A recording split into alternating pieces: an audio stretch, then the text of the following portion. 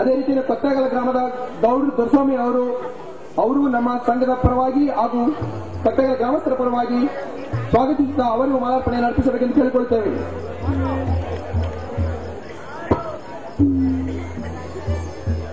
ಅದೇ ರೀತಿ ನಮ್ಮ ಪ್ರತಿ ನಾಟಕದಲ್ಲೂ ಸ್ಟೇಜ್ ಮ್ಯಾನೇಜರ್ ಆಗಿ ಪ್ರಾಕ್ಟೀಸ್ ಮ್ಯಾನೇಜರ್ ಆಗಿ ಸತತವಾಗಿ ದುಡಿಮೆಯನ್ನು ಮಾಡಿರ್ತಕ್ಕಂಥ ಬಸವರಾಜ್ ಅವರಿಗೂ ನಮ್ಮ ಗ್ರಾಮದ ಪರವಾಗಿ ಹಾಗೂ ಸಂಘದ ಪರವಾಗಿ ಸ್ವಾಗತ ಬಯಸುತ್ತಾ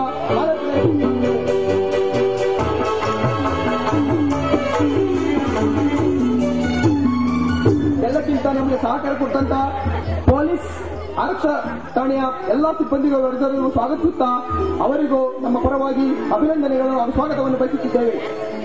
ಅದೇ ರೀತಿ ನಮಗೆ ಸಹಕಾರ ಕೊಟ್ಟಂತ ಕೆಎಬಿ ಮಲ್ಲೇಶ್ ಹಾಗೂ ಅವರ ಸಿಬ್ಬಂದಿಗೆ ಸ್ವಾಗತಿಸುತ್ತಾ ಅವರಿಗೂ ಮಾಲಾರ್ಪಣೆ ಅರ್ಪಿಸುತ್ತಾ ಈ ಎರಡು ಮಾತನಾಡಲು ನನಗೆ ಅವಕಾಶ ಕೊಟ್ಟಂತ ಎಲ್ಲರಿಗೂ ಧನ್ಯವಾದಗಳು. ಈಗ ನಮ್ಮ ಅಧ್ಯಕ್ಷರಾದಂತ ವಸಂತ್ ಕುಮಾರ್ ಅವರು ಮಾತಾಡಬೇಕು ಅಂತ ಕೇಳ್ತಿದ್ದೀನಿ. ಮಠದ ಗುರುಗಳು ಆಶೀರ್ವಾದದಿಂದ ಇವತ್ತು ನಾವು 8ನೇ ವರ್ಷ ಈ ಮಠ ಸ್ಥಾಪನೆ ಮಾಡಿ ಈ ಊರಲ್ಲಿ ಇರ್ತಕ್ಕಂಥ ಎಲ್ಲ ಗಣ್ಯರಿಂದ ಕಷ್ಟಪಟ್ಟು ಈ ಮಠ ನಾವು ಕಟ್ಟಿದ್ಕೆ ಇವತ್ತು ಒಂದು ಸಾರ್ಥಕ ಅಂತ ಕಾಣ್ತಾ ಇದೆ. ಸುಮಾರು ನಾವು 8 ವರ್ಷದಿಂದ ಈ ಸಖತ್ತಾಗಿ ಈ ಕಾರ್ಯಕ್ರಮನೇ ಮಾಡ್ಕೊಂಡ್ ಬರ್ತಾ ಇದೀವಿ. ಇದೇ ತರ ನಾವು ಇನ್ನೂ ಪ್ರೋತ್ಸಾಹ ಕೊಟ್ರೆ ನಮ್ಮ ಊರದ್ದು ಇನ್ನೂ ಅಭಿವೃದ್ಧಿ ಮಾಡಿ ಇನ್ನೂ ದೊಡ್ಡದಾಗಿ ಡ್ರಾಮಾ ಮಾಡಬಹುದು. ಮತ್ತೆ ನಮ್ಮ ಮಠನೂ ಇನ್ನೂ ಬೆಳೆಸಬಹುದು. ಇವಾಗ ಕೇವಲ ಒಂದು ಚಿಕ್ಕ ಮಠ ಇದೆ, ಅದಕ್ಕೆ ಒಂದು ಸ್ಕೂಲು, ನಾಳೆ ಒಂದು ಕಾಲೇಜು ಅದು ಕಟ್ಟಬೇಕು ಅಂತ ನಾವು ಒಂದು ಕಣ್ಣು ಸಾಕೊಂಡಿದೀವಿ. ಅದನ್ನ ತಮ್ಮ ಕೈಯಲ್ಲಿ ಎಲ್ಲ ಗ್ರಾಮಸ್ಥರು ಮತ್ತೆ ಬರ್ತಕ್ಕಂಥ ಎಲ್ಲ ಗಣ್ಯರಿಗೆ ನಾನು ಕೇಳ್ಕೊಳ್ಳೋದು, ದೊಡ್ಡದಾಗಿ ಯೋಚನೆ ಮಾಡಿ ನಾವೆಲ್ಲ ಈ ಮಠದನ್ನ ಇನ್ನೂ ದೊಡ್ಡದಾಗಿ ಮಾಡಬಹುದು ಅಂತ ನಿಮ್ಮೆಲ್ಲ ಕೇಳುತ್ತಾ ಈ ಡ್ರಾಮಾನ ತಾವೆಲ್ಲ ನೋಡಿ ಒಂದು ಖುಷಿ ಪಡಬೇಕು ಅಂತ ಹೇಳುತ್ತಾ ನಾನು 2 ಮಾತು ಮುಗಿಸ್ತೀನಿ.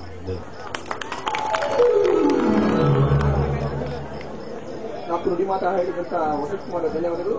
ಎಲ್ಲಕ್ಕಿಂತ ಹೆಚ್ಚಾಗಿ ಅಕ್ಕಪಕ್ಕದ ಗ್ರಾಮಸ್ಥರಿಂದ ಬಂದಿರತಕ್ಕಂಥ ಕಲಾಭಿಮಾನಿಗಳಿಗೂ ಹಾಗೂ ಹಿರಿಯರಿಗೂ ಹಾಗೂ ಕಿರಿಯರಿಗೂ ಸ್ವಾಗತಿಸುತ್ತಾ ಎಲ್ಲರಿಗೂ ಅಭಿನಂದನೆಗಳು ಹೇಳುತ್ತಾ ಈ ಒಂದು ಸಣ್ಣದಾದ ಕಾರ್ಯಕ್ರಮವನ್ನು ಮುಗಿಸುತ್ತಾ ವಂದನೆಗಳನ್ನು ಅರ್ಪಿಸುತ್ತಿದ್ದೇನೆ. ಕೋರುತ್ತೇವೆ.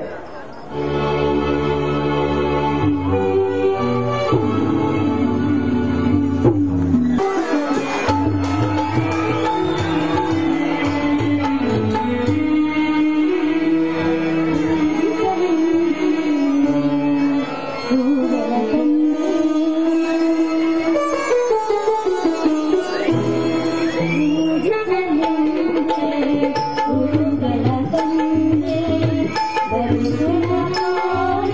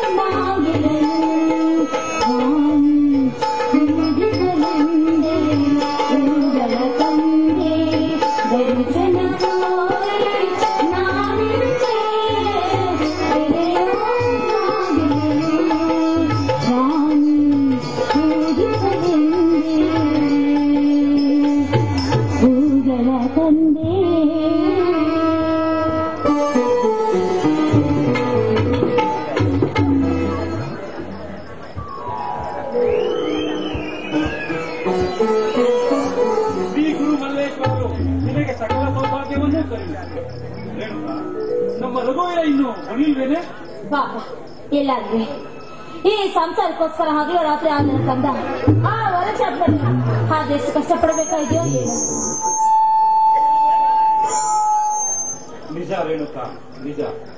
ರಘುವೀರ ತನ್ನ ಶ್ರಮದ ಬೆವರ ಸುರಿಸಿ ಹಣ ಕಳಿಸದಿದ್ದರೆ ದಿಲೀಪನ ಕಾಲೇಜಿನ ಶಿಕ್ಷಣ ಕುಂಠಿತವಾಗಿ ಹಳೆಯ ಮಾತಾಗುತ್ತಿತ್ತು. ಅಣ್ಣನ ಶಿಕ್ಷಣಕ್ಕೋಸ್ಕರ ಅವಿಶ್ರಾಂತವಾಗಿ ಹೋರಾಡುವ ನಮ್ಮ ರಘುವೀರ ದಿಲೀಪನಿಗೆ ಆದರ್ಶ ಬಂಧುವಾಗಿದ್ದಾನೆ.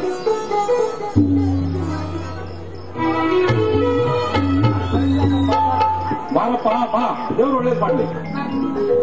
ಹಾ, ದೇವ್ರು ನಿಮ್ಗೆ ಒಳ್ಳೇದು ಮಾಡಿ.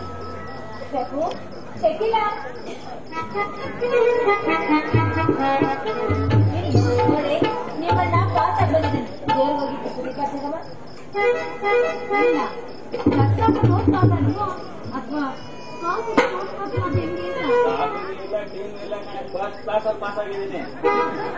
ಸರಿ, ನಿಮ್ಗೆ ಯಾವ ಸೀರೆ ಇಷ್ಟ ಹೇಳು, ನಾನ್ ಬೇಗ ಮಾಡ್ತೀನಿ. ಅಣ್ಣ ಏನ್ ಇಷ್ಟ ಅಂತ ಹೇಳೋಣ. ಯಾವ್ದ ಒಂದ್ ಮಾಡಮ್ಮ. ಅಮ್ಮ ಅಲ್ಲೇ ಹೋಗಿ ಯಾವ್ದೊಂದು ಮಾಡೋದು ಹೋಗಿ ಹೋಳಿಗೆ ಮಾಡ್ಲಾ? ಯಾಕಮ್ಮ ಅವನೊಂದು ಗೋಳಿ ಕತ್ತಿಯ ಹೋಳಿಗೆನೆ ಮಾಡು. ಸರಿ ಅಪ್ಪಾಜಿ, ಹಾಗೆ ಹಾಗೆ ನಾನು ಹೋಳಿಗೆನೆ ಮಾಡ್ತೀನಿ, ಎಲ್ಲ ಮಾಡ್ತೀನಿ.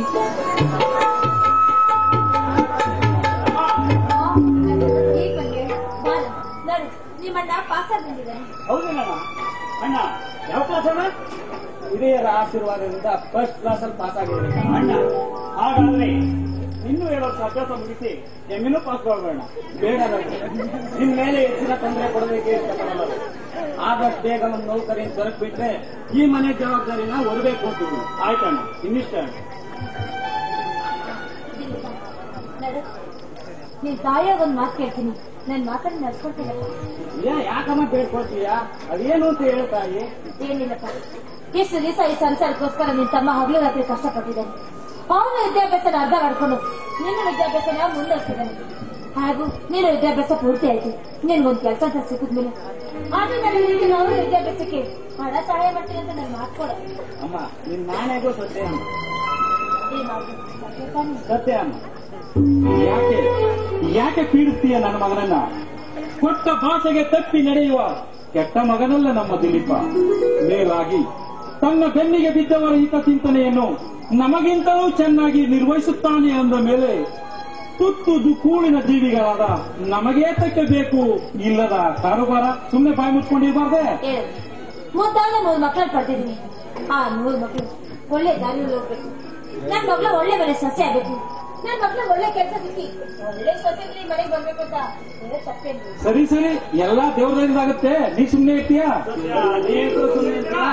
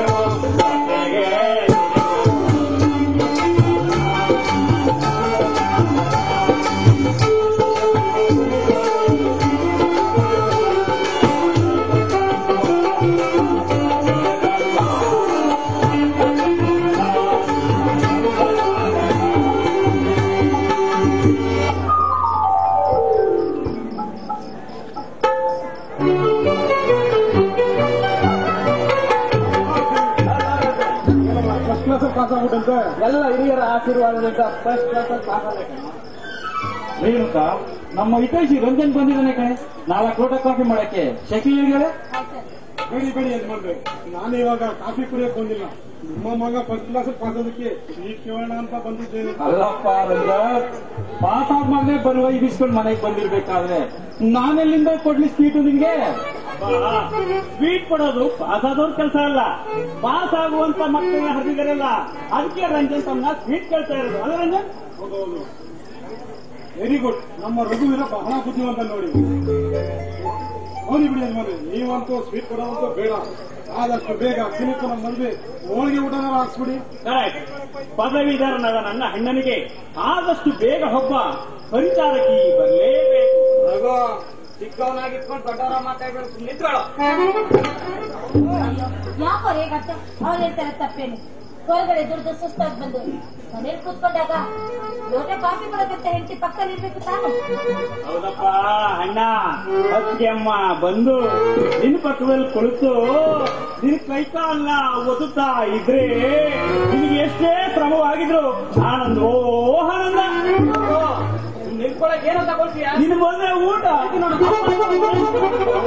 ಯಾಕೋ ಅಂದ್ರೆ ಕೋಪ ಮಾಡ್ಕೋತೀಯ? ಅವ್ನು ಹೇಳ್ತಾ ಇರೋದ್ರಲ್ಲಿ ಸತ್ಯ ಇದೆ ಕಣೋ.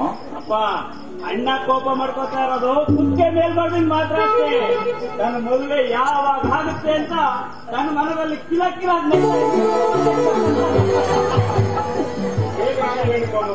ಆದಷ್ಟು ಬೇಗ ದಿನಕನಿಗೆ ಒಂದು ಇನ್ಪುಟ್ ಮಾಡಬಾರ್ದೆ. ನೋಡಿ, ಆ ಜವಾಬ್ದಾರಿ ನಿಂದೆ ಆಗಿರ್ಬೇಕಾರೆ ಆತನ ನಾಳೆ ತಗೊಳ್ಳೋಣ.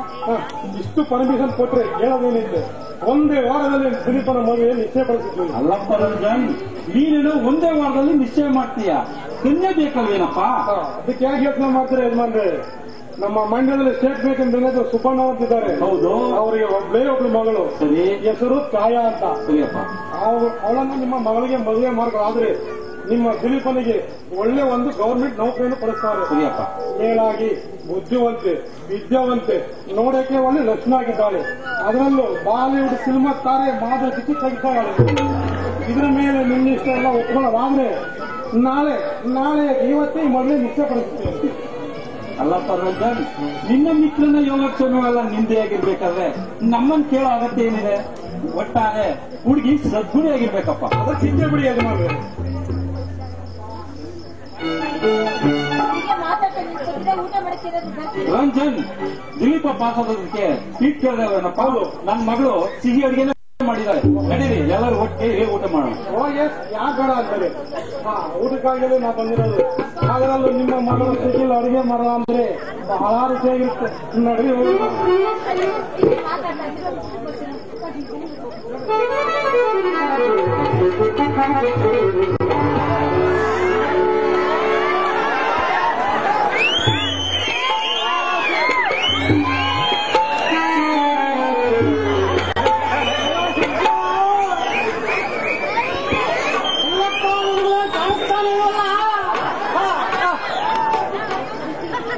ನೀವೇನಾದ್ರು ನೋಡ್ತೀರಾ? ನೀವೇನ್ ನೋಡ್ತೀರಾ? ನನ್ನ ಮಗ ನಿಮ್ ಕೈಗೆ ಸಿಗ್ತಾರೆ. ಸಿಕ್ಕಲ್ಲ ಅವನು, ನನಗೆ ಸಿಕ್ಕಲ್ಲ, ಇನ್ನು ನಿಮಗೆ ಸಿಕ್ಕಲ್ಲ. ನನ್ನ ಮಗ ಸಿಕ್ಕಲ್ಲ ಬಿಡಿ. ಅವರೇ ಸ್ವಾಮಿ, ಅವತ್ತು ಶಕ್ತಿ ಅನ್ಕೊಂಡು ಬಂದ. ಏನಪ್ಪಾ ಅಂತ ಹೇಳಿದ್ರೆ, ಸ್ವಾಮಿ ಒಂದು 500 ರೂಪಾಯಿ ಸಾಮಾನು ಕೊಡಿ ಇಲ್ಲ ಕೊಟ್ಟಿ ನೋಡಿ. ತಕ್ಕೊಂಡು ಹೋದ ನನ್ನ ಮಗ 5 ವರ್ಷ ಆಯ್ತು ನೋಡಿ, ಇನ್ನೂ ಸಿಕ್ಕಿಲ್ಲ. ಇಂಥ ನನ್ನ ಮಗ ಕೊಟ್ಬಿಟ್ಟು ನಾನೇನಪ್ಪ ಮಾಡಿ ಅಂಗಡಿ ಎತ್ಬಿಟ್ಟು ನೋಡಿ. ಸ್ವಾಮಿ, ಇವಾಗ ತಾನೇ ನಾನು ಇವಾಗ ಗಡ್ಡಿ ತಗೊಂಡ್ಬಂದಿದ್ರೆ ಬ್ಯಾಂಕ್ ತಗೊಂಡ್ಬಂದೆ. ಬೇಕಾದ್ರೆ ಬನ್ನಿ, ನಿಮಗೂ ಕೊಡೋಣ. ಏನ್ ಕಡಿಮೆ ಬಡ್ಡಿ ನಿಮ್ಮ ಹತ್ರ? ಏನ್ ಹೆಚ್ಚಿಗೆ ಏನಿಲ್ಲ. ಎಷ್ಟು ಗೊತ್ತಾ? 100ಕ್ಕೆ 75, ವಾರಕ್ಕೆ 25. ಹಂಗ್ ಕೊಟ್ಟರು ಸರಿ, ಹಿಂಗ್ ಕೊಟ್ಟರು ಸರಿ. ಹೆಂಗ್ ಕೊಟ್ಟರೆ ನೀವು? ಅಲ್ಲ ಬಿಡಿ, ನಿಮ್ ಕಾಲ ಆಗಲ್ಲ. ಏನೋ ಬಡವ್ರು ಬಂದು ಕೊಟ್ಟಿರ್ತೀನಿ, ಬಡವ್ರು ಗಿಡರು ಅವರ ನೋಡಿ, ಅವ್ರು ಕೊಟ್ಕೊಂಡು ಹೇಗೆ ಎಲ್ಲ ಕಳೀತೀನಿ ನೋಡಿ. ಸ್ವಾಮಿ, ನನ್ನ ಮನೆಯವರು ಸಿದ್ಧ. ಹೋಗಿ ನೋಡಿ ಇನ್ನು ಸಿಕ್ಲಿಲ್ಲ. ಆಮೇಲೆ ಹಿಂಗಪ್ಪ ಒಂದ್ ಸ್ವಲ್ಪ ದುಡ್ಡು ತಗೊಂಡ್ಬಿಡಿ, ಇವಾಗ ತಾನೇ ಬಡ್ಡಿ ಕೊಡ್ತಾ ಇದ್ದೀನಿ. ನಾನು ಯಾರು ಅಂತ ಗೊತ್ತಾಯ್ತಲ್ಲ. ಯಾರು ಗೊತ್ತಾಯ್ತನ? ಬಡ್ಡಿ ರಂಗೇಶ್ ಶೆಟ್ಟಿ. ಬಡ್ಡಿ ರಂಗೇಶ್ ಶೆಟ್ಟಿ ಅಲ್ಲ, ಬರೀ ಅನಸ್ ರಂಗೇಶ್ ಶೆಟ್ಟಿ ಉಂಟು.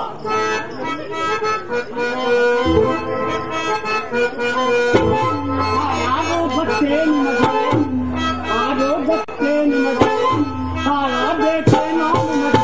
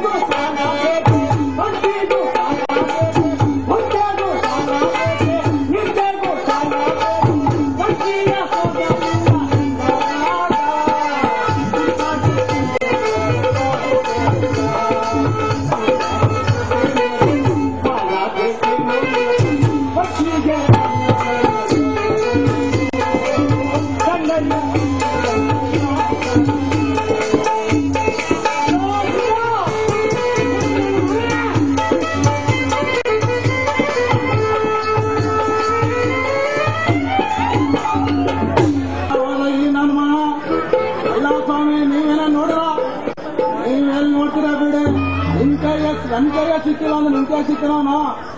ಎಲ್ಲ ಸಮಯ ಬಂದ ಹನುಮಂತ ಬರ 3 ದಿನದಿಂದ ಊಟ ಮಾಡಿಲ್ಲ ಅವನು. ಸ್ವಾಮಿ 2 ದಿನದಿಂದ ಮನೆ ಜಗಳ ಆಡ್ಕೊಂಡು ಮನೆಗೆ ಹೋಗಿಲ್ಲ. ಏನಾರು ಇದ್ರೆ ಕೊಡಿ ತಿನ್ನಕ್ಕೆ ಅಂತ. ಸ್ವಾಮಿ ಒಂದ್ ಕ್ಯಾನ್ ಹಾಲು ಕೊಟ್ರೆ ಗಟ್ಟ ಕುಡ್ಕೊಂಡ ನೋಡಿ, ಒಂದ್ ಕ್ಯಾನ್ ಪೂರ್ತಿ ಕುಡ್ಬಿಟ್ಟ ನೋಡಿ. ಅಲ್ಲ ಸ್ವಾಮಿ ಮೇಗಲ್ ಬೀದಿ ಹೋಗಿ ಕೇಳಿದ್ರ ಎಳಗಲ್ ಬೀದಿಗೆ ಹೋದ ಅಂದ್ರು. ಎಳಗಲ್ ಬೀದಿಗೆ ಹೋಗಿ ಕೇಳಿದ್ರ ಮೇಗಲ್ ಬೀದಿಗೆ ಹೋದ ಅಂದ್ರು. 5 ವರ್ಷ ಆಯ್ತು ಸ್ವಾಮಿ, 500 ರೂಪಾಯಿ ಸಾಲ ತಿನ್ಕೊಂಡು 5 ವರ್ಷ ಆಯ್ತು. ನನ್ನ ಮಾತು ಸಿಕ್ಕಿಲ್ಲ. ನಾನ್ ಬಿಡ್ತೀನ? ನಾನ್ ಯಾರು? ಹನುಮಂತಪ್ಪ ಕಂಡ್ರೆ ಹನುಮಂತಪ್ಪ ಅಲ್ಲ.